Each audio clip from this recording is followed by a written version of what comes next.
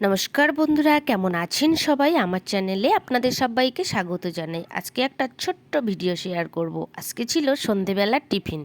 তো কালকে কুমড়ো ফুল তুলেছিল আমার বান্ধবীর বাড়িতে, তো রেখে দিয়েছিল ফ্রিজের মধ্যে। আজকে সকালে এসে দিয়ে গেছে, তো সেটারই আজকে ব্যবস্থা করে নিলাম।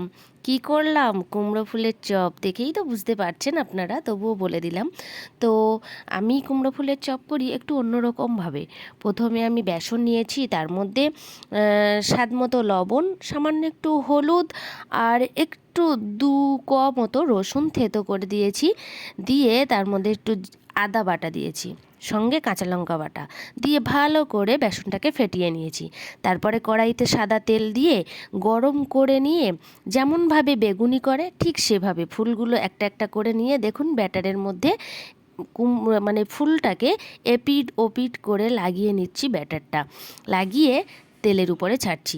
এভাবেই এক এক করে তেলের উপরে ছেড়ে সমস্ত ফুলগুলোকে আমি ভেজে নিয়েছি। ভেজে নিয়ে সন্ধেবেলা একটু চা, সঙ্গে মুড়ি আর কুমড়ো ফুলের চপ। আজকে সন্ধেবেলা টিফিন আমরা এভাবে করলাম। তো আপনাদের এভাবে খেতে কার কেমন লাগে অবশ্যই কমেন্ট করে জানাবেন। আমার ছোট্ট ভিডিওটি ভালো লাগলো কি না সেটাও অবশ্যই জানাবেন। আর যদি আমার চ্যানেলে নতুন হয়ে থাকেন অবশ্যই সাবস্ক্রাইব করে পাশে থাকবেন। দেখা হবে আবার একটা ভিডিও নিয়ে। টাটা।